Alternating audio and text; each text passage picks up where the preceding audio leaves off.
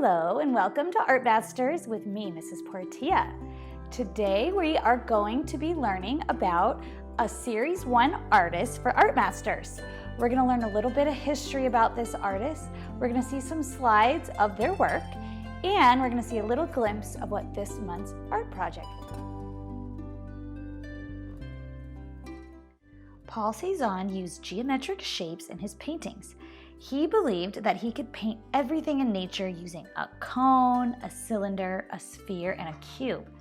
He spent his whole life studying these shapes.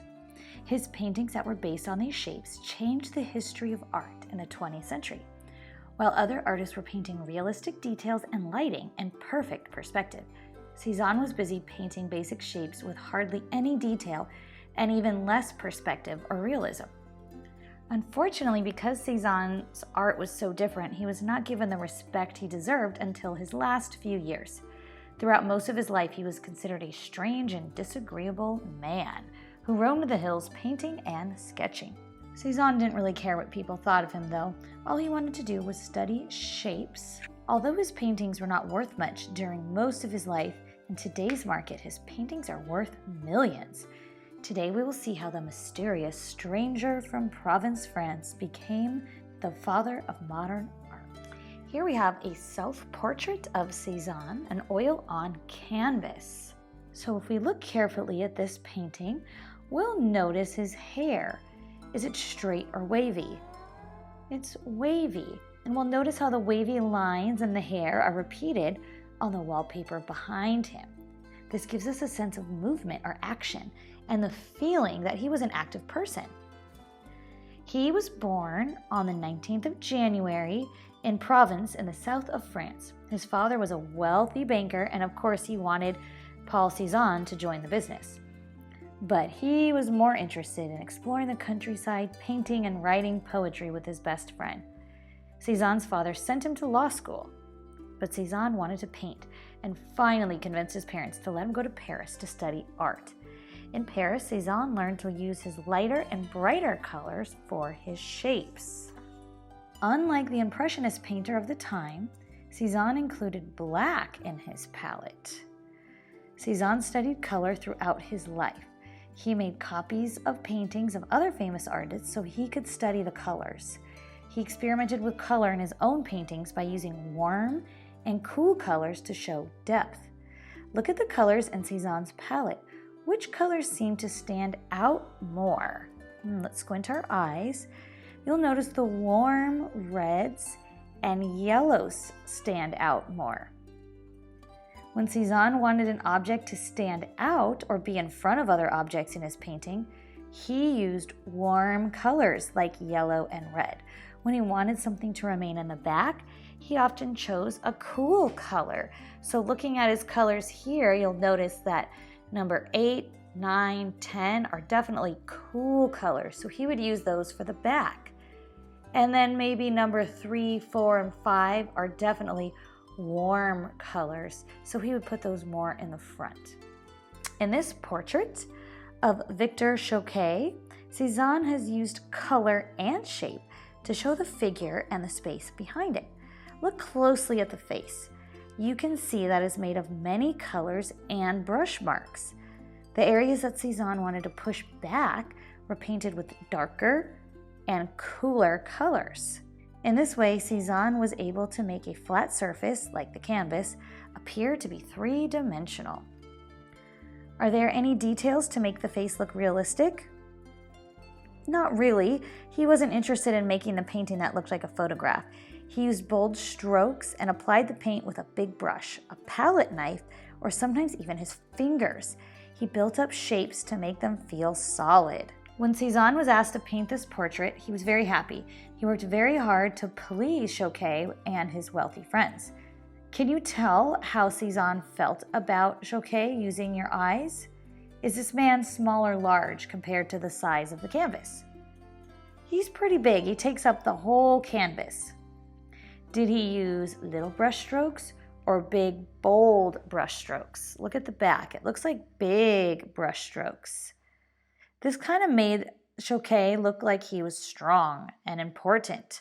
Sadly, when this portrait was hung in an art show, many people thought it made Choquet look like he had turned to stone. They did not understand how Cezanne was more interested in shapes than details. This next sketch is of the same man that we just saw.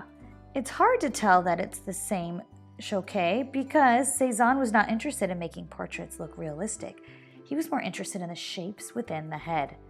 Like Lautrec, Cezanne began each painting with a sketch, but while Lautrec was interested in sketching lines, Cezanne was interested in sketching shapes. Sometimes he made detailed sketches of specific shapes, and other times he made small thumbnail sketches of the overall composition or design. Cezanne made sketches in pencil, chalk, and watercolor. He sometimes needed his model to pose more than 100 times before a portrait was completed. He required them to sit perfectly still like an apple. Once, a writer was sitting for Cezanne and he fell asleep and fell off his chair. Instead of helping the man, Cezanne scolded him. "Do I have to tell you again? You must sit like an apple." This is why Cezanne painted apples more often than people, because they stayed still. Here we have some still lifes with apples and peaches. A painting of everyday objects is called a still life. It was one of Cezanne's favorite subjects, and he would spend a long time setting up his still life arrangement before painting it. He would slip coins under pieces of fruit to make them sit the way he wanted. Each piece of fruit had to be just the right color. Notice how he repeated the color from the fruit in the background to create harmony in the painting. The shapes and sizes and colors were all planned to create a pleasing arrangement. In art, this arrangement is called the composition. He made the apples look three-dimensional by basing their shapes on spheres, kind of like a ball, instead of just a flat circle. He would darken the sides to make them go back and added lighter strokes near the center of the fruit to make them pop forward. He painted very slowly. Often the fruits shriveled before he even finished his paintings. He worked on many projects at the same time, and his painting took many years to complete. Sometimes Cezanne would tilt things in his painting just so they would fit into his composition or arrangement. Do you notice if anything's tilted in this painting? It looks like the plate of fruit and the green jar in the back are slightly tilted. Cezanne liked to tilt different objects to make your eye move around the painting. Which fruits do you think he used spheres for as a shape? The pears, the lemon, and the melon. They're all circular. Cezanne had to work very hard at making a career for himself as an artist. So he devoted a lot of time to painting and less time with his family. Cezanne worked hard on a new series of paintings, including The Card Players. He painted the subject over and over, each time making the composition a little bit better. The first of these paintings had 4 and 5 card players, and the last and most famous only had 2. Let's explore this composition or arrangement. If you draw an imaginary vertical line, or if we folded this in half, we can compare the shapes on the left with those on the right, and we'll find that they are opposites. The card player on the left is wearing a dark jacket, while our friend on the right has a light jacket. Their hats are even opposite. Even the way that they are, the men, one seems very self-assured, well-dressed and well-groomed, while the other seems nervous and untidy. One of Cezanne's card player paintings became one of France's most beloved paintings because it was almost lost forever when thieves broke into the museum in France and stole it. Luckily, it was recovered when the government printed a postage stamp showing the painting. Cezanne used local workers from Provence as models for the card player series, but he also continued to use himself as a model, as in the next painting. So this is another self-portrait in a bowler hat. Because Cezanne was shy and a little awkward and moody, he didn't make friends very easily. He kept to himself and worked without stopping. He would rise early every morning and work in his studio. Then he would paint outdoors. He'd walk through the hills painting and sketching. He was very hard on himself when he was unhappy with a painting. He would throw it down on the ground and leave, but we're not going to do that today. The people thought he was mysterious and uncivilized. While he littered the countryside with many landscape paintings he considered failures, he also kept many he considered worthy, like this next one. This is the mountains in Provence. Cezanne said that everything in nature is based on the cube, cone, cylinder, and sphere. Can you find those shapes in this painting? Squint your eyes and look carefully. You can notice some cubes that I think are supposed to be the houses. The cone is the mountain, and the trees almost have sphere shapes. If we were in a museum, we could walk up to this painting and see the thick strokes of paint and simple shapes more clearly. Let's look at a detail or a close-up of this painting. Which colors seem to pop out at you? I'd say those warm colors, and which colors seem to go back? Those blues and greens. While Cezanne painted, he made friends with some of the famous Impressionist painters, including Renoir. He was amazed at his composition and shapes that he created in his landscapes. The cube-shaped houses, the spherical-shaped treetops, made the landscapes more strong and powerful than anything he had ever seen before. The artist's friendship and support did a lot for Cezanne's spirit, and he worked harder than ever.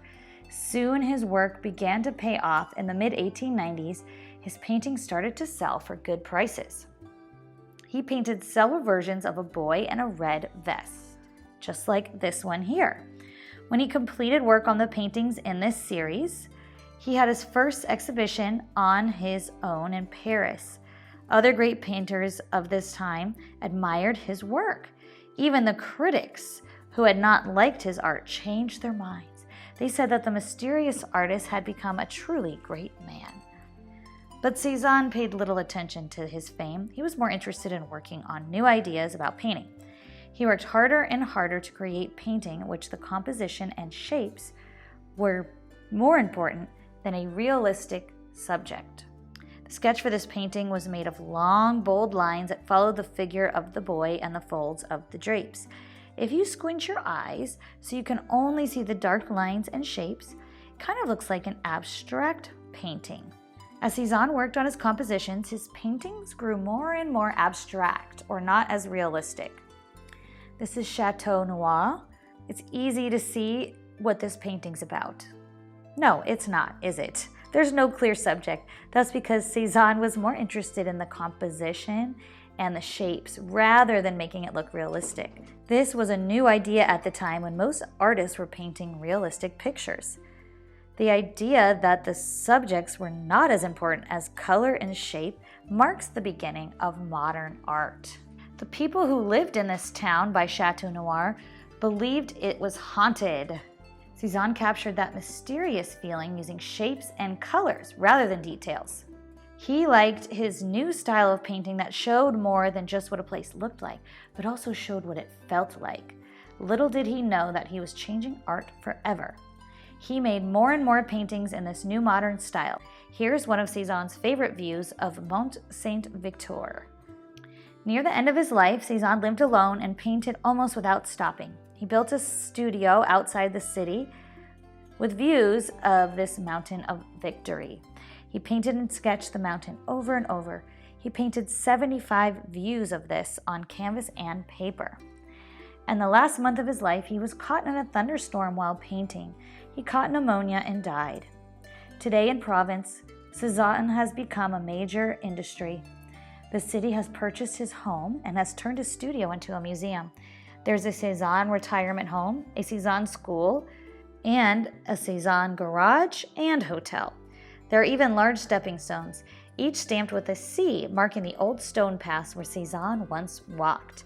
So today, the legendary recluse of Provence has turned into the father of modern art.